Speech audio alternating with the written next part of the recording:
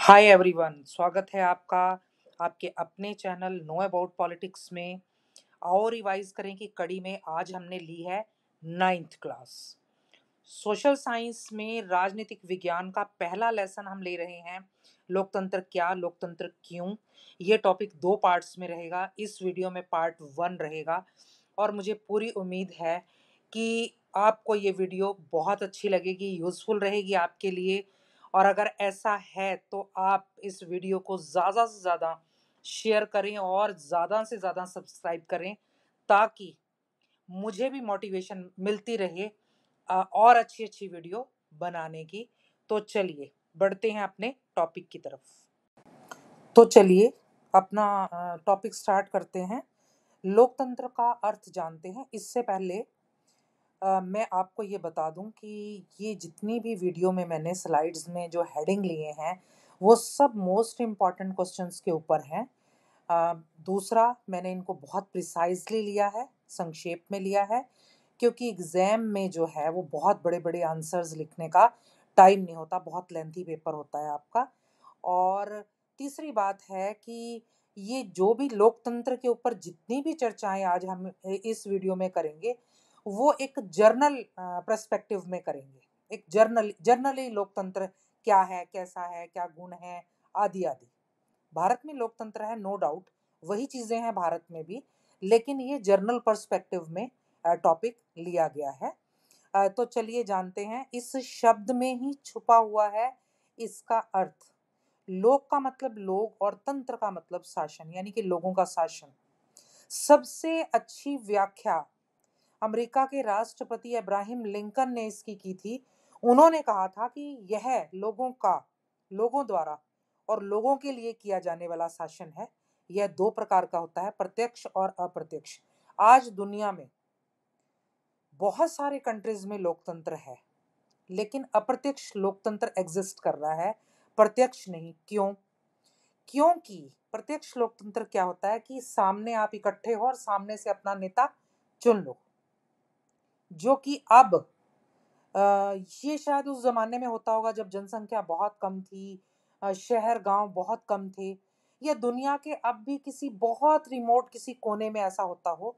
Otherwise ये ना के बराबर है, अप्रत्यक्ष लोकतंत्र ही है। अप्रत्यक्ष लोकतंत्र क्या होता है? हम अपने जनप्रतिनिधि चुनते हैं, वो जाकर फिर सरकार बनाते हैं और चलाते हैं। तो आइए जानते हैं लोकतंत्र की विशेषताओं के बारे में। आपको क्वेश्चन आता है लोकतंत्र क्या है और उसकी क्या विशेषताएं हैं। एक बहुत कॉमन सा, आम तौर पर एग्जाम में आने वाला क्वेश्चन है ये। तो बहुत एक बात मैं आपको कहना चाहूँगी कि बहुत ही प्रिसाइज, बहुत ही यानी कि टू दी पॉइंट और छोटा आंसर आपने याद करना है। दूसरी बात कि मैंने ये देखिए सारे पॉइंट्स बना दिए हैं। इसमें से आपको वेरी शॉर्ट आंसर टाइप भी निकलेंगे, इसमें से शॉर्ट आंसर टाइप, ऐसे टाइप सब क्वेश्चन निकलेंगे इसमें से। तो देखते हैं। पहला, जनता का शासन। लोकतंत्र में जनता का शासन होता है, जनता की सरकार होती है। दूसरा, अपना संविधान होता है लोकतंत्र में, वो लिखित और अलिखित दोनों प्रकार का हो सकता है। कानून का शासन होता है, यानी कि जो संविधान में लिख दिया गया, प्रधानमंत्री भी उसके बाहर जाकर शासन नहीं चला सकता या कानूनों को नहीं तोड़ सकता। नेता चुनने का अधिकार मिलता है नागरिकों को। स्वतंत्र और निष्पक्ष चुनाव करवाए जाते हैं एक निश्चित अवधि के बाद, हमारे देश में जैसे 5 साल के बाद। वयस्क मताधिकार, जब एक नागरिक वयस्क हो जाता है, हमारे यहाँ 18 वर्ष आयु, किसी दूसरे लोकतंत्र में अलग भी हो सकती है। एक निश्चित आयु के बाद हर नागरिक को वोट देने का अधिकार मिलता है, वो भी बिना किसी भेदभाव के। आगे है शक्तियों का बंटवारा। अच्छा शासन चलाने के लिए केंद्र और राज्य स्तर के बीच शक्तियों का बंटवारा होता है। न्यायपालिका, कार्यपालिका और विधान पालिका अपने अपने स्तर पर रहकर अपने अपने कार्य क्षेत्र में उनको शक्तियों का बंटवारा किया जाता है, काम करती हैं। सरकार के हर काम के लिए सरकार की जवाबदेही होती है जनता के प्रति, अपने अच्छे और बुरे निर्णयों के लिए। राजनीतिक दल होते हैं, एक दलीय व्यवस्था भी हो सकती है, द्विदलीय भी और बहुदलीय भी। हमारे भारत में बहुदलीय व्यवस्था है, अच्छा है, सबको लोकतंत्र में भागीदारी मिलती है इससे। कानून के समक्ष सभी समान हैं, लोकतंत्र में सभी को समानता मिलती है कानून के समक्ष। स्वतंत्रता, नागरिकों को बहुत सारी स्वतंत्रता के अधिकार मिलते हैं। देखिए क्लास 10th की इसी टॉपिक के ऊपर, लोकतंत्र के टॉपिक के ऊपर ही 2 या 3 वीडियोज़ जो हैं वो मैंने अपलोड कर रखी हैं ऑलरेडी। आप वो जाके ज़रूर देखिएगा, मैं डिस्क्रिप्शन में लिंक दे दूँगी ताकि इस टॉपिक को समझने में आपको आसानी हो। तो चलिए देखते हैं लोकतंत्र के गुण क्या हैं? ये ऐसे पूछ सकते हैं, या आप कैसे कह सकते हैं कि लोकतंत्र एक सर्वश्रेष्ठ शासन प्रणाली है, यानी कि वर्ल्ड की सबसे अच्छी शासन प्रणाली है, आप कैसे कह सकते हैं? देखिए पहले, समस्त जन के हितों की रक्षा की जाती है। ये एक ऐसी शासन प्रणाली होती है जिसमें सभी सारी जनता, अमीर गरीब, बिना किसी भेदभाव के सभी हितों के उसकी रक्षा की जाती है। दूसरा, जनमत का आधार। इसका आधार क्या होता है? जनता का मत, जनता की वोट, जनता अपनी मर्जी से चुनती है उस शासन व्यवस्था को। समानता का सिद्धांत अपनाया जाता है। किसी भी आधार पर, सामाजिक, आर्थिक, राजनीतिक, किसी भी आधार पर जो है वो असमानता नहीं होती, सभी को समान समझा जाता है। अधिकार और कर्तव्य, इसमें नागरिकों को अधिकार भी मिलते हैं तो कर्तव्य भी मिलते हैं। नागरिकों के गौरव में वृद्धि होती है। देखिए, सम्मान की रक्षा होती है नागरिकों के, इसलिए जो है उनके गौरव मतलब सम्मान में वृद्धि होती है। उत्तरदायी शासन, जैसे हमने अभी किया कि सरकार अपने हर अच्छे बुरे फैसले के लिए जनता के प्रति जवाबदेह है, यानी कि जनता को बताना पड़ता है, जवाब देना पड़ता है। तो उत्तरदायी शासन होता है। इसलिए निष्पक्ष निर्णय, निर्णय जो है वो कोई भी नया कानून लाना हो, वाद विवाद डिस्कशन के बाद सबसे पूछ कर ही निष्पक्ष तौर पर निर्णय लिया जाता है। देखिए अगला पॉइंट बहुत इंपॉर्टेंट है। आलोचना का अधिकार होता है नागरिकों को सरकार की। विरोध का अधिकार होता है। विरोध के बहुत सारे तरीके हो सकते हैं। आंदोलन हो सकते हैं, जुलूस, रैलियां, कोई भी तरीका जो है अपनी बात रखने के लिए, सरकार तक पहुंचाने के लिए जनता अपना सकती है। आगे है निर्णयों पर पुनर्विचार। ये बहुत बड़ी विशेषता है एक लोकतंत्र की कि अगर कोई निर्णय मान लो, जब एग्जीक्यूट किया, जब उसको लागू किया तो पता चला कि इसमें कुछ खामियां रह गई हैं, तो ये व्यवस्था है कि उसको पुनर्विचार करके बदला जा सकता है, पूरा का पूरा या कुछ भाग।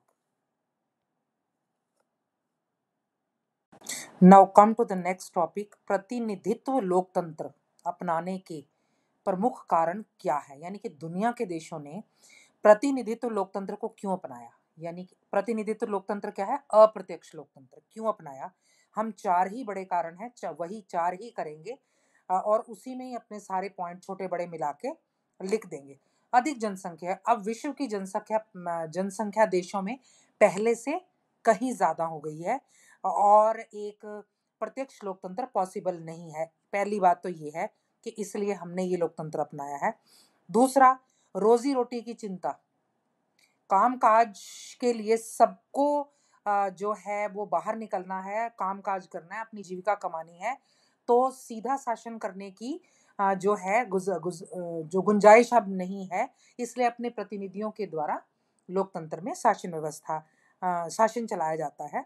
आगे है समय का अभाव। धीरे धीरे जैसे जैसे दुनिया बदलती जा रही है, लोगों के पास समय का अभाव है, उसमें भी जो प्रतिनिधित्व लोकतंत्र है जो है वो बहुत एप्ट है, यानी कि बहुत सही फिट होता है। लास्ट है राजनीति में रुचि का अभाव। सभी को राजनीति में रुचि नहीं होती, इसलिए ये जो व्यवस्था है ये ज्यादा सक्सेसफुल हो रही है बाकी कारणों के साथ साथ। देखिए, हर बात के प्लस पॉइंट और माइनस पॉइंट्स दोनों होते हैं, वैसे ही लोकतंत्र के भी हैं। अगर गुण हैं तो दोष भी हैं, तो हम देखते हैं। हमने गुण किए, विशेषताएं की, तो दोष भी देख लेते हैं।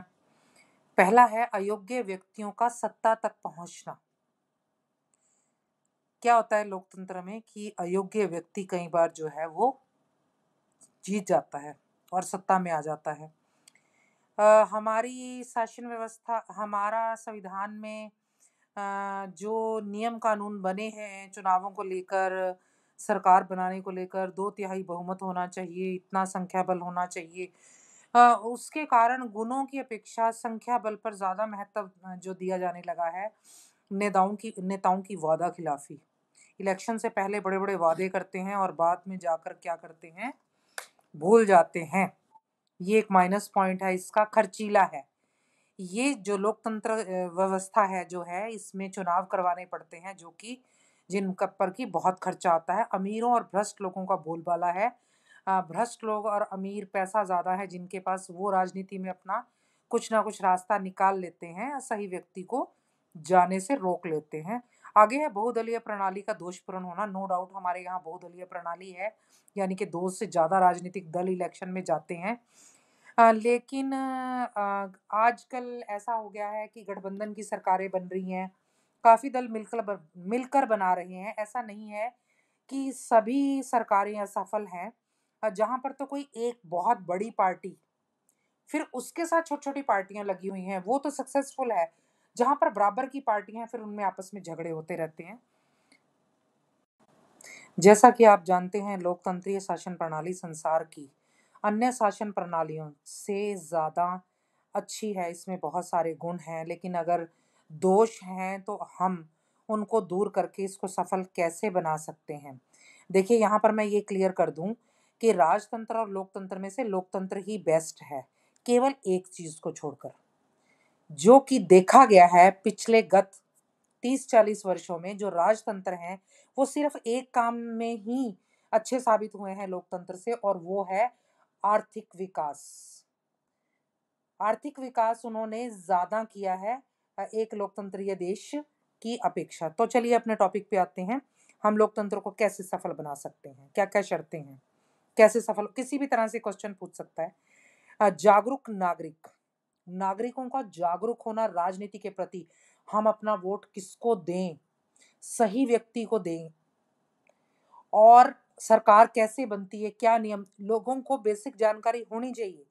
नागरिक शिक्षित होने चाहिए। सेकंड पॉइंट हमारा है, बहुत ही ज़रूरी पॉइंट है कि देश की जनता को शिक्षित होना चाहिए, तभी वो अपना सही प्रतिनिधि चुन पाएँगे।